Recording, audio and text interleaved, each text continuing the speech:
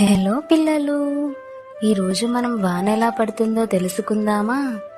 అయితే video end వరకు చూడండి. ఒకసారి గగనంలో ఉన్న ఒక చిన్న నీటి బొట్టు పేరు తులసి. తులసి ఆకాశంలోకి సూర్యుని వేడివేడి కిరణాల వల్ల ఆవిరై పైకి వెళ్ళింది. తులసి అనుకుంటుంది, అరే ఏం జరిగిందో తెలియకుండానే పైకి వచ్చేసానే, ఇది చాలా కొత్త ప్రపంచంలా ఉంది అని అనుకుంటుంది.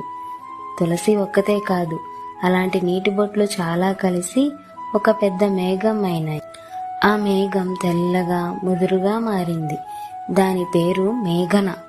మేఘనా మేఘం నెమ్మదిగా గాలిలో తేలుతూ ఒక పచ్చని గ్రామం మీదకి వచ్చింది. తులసి మేఘనాతో, ఇంకెప్పుడు మనం నేల మీదకి వెళ్తాము, నాకు నేల మీద ఆటలాడాలనుంది అని అంటుంది. అప్పుడు మేఘన నవ్వుతూ, ఒక్కసారి మనం చాలా నీటి బిందువులు కలిసి పెద్దవాళ్ళమైతే భూమి మీదకి వెళ్లే సమయం వస్తుంది అని చెప్తుంది.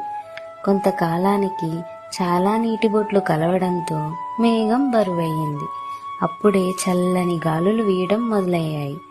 మేఘంలో ఉన్న నీటి బిందువులు భరించలేక భూమి మీదకి పడిపోయాయి. తులసి కూడా జారిపోయింది. గాల్లో తేలుతూ నెమ్మదిగా భూమి మీదకి వచ్చేసింది. చెట్లు, పువ్వులు, పక్షులు అందరూ నన్ను ఆనందంగా స్వాగతిస్తున్నారని తులసి అనుకుంటుంది. తులసి నేల మీద పడిన తరువాత మొక్కలకు దాహం తీరింది. కొంత నీరు భూమిలోకి కలిసిపోయింది, కొంత నీరు నది వైపుకు జారింది. మొదటిసారి తులసి ఎలా అయితే ఆకాశంలోనికి వెళ్ళిందో, మళ్ళీ ఒకరోజు ఎండలో ఆవిరై పైకి వెళ్ళిపోతుంది. మళ్ళీ ఒక కొత్త ప్రయాణం మొదలవుతుంది. Water cycle. సూర్యుని వేడి వలన నీరు ఆవిరిగా మారుతుంది. ఆ ఆవిరి ఆకాశంలోకి వెళ్లి చల్లగా మారి మేఘాలను ఏర్పరుస్తుంది. మేఘం బరువు కావడం వల్ల వర్షం పడుతుంది.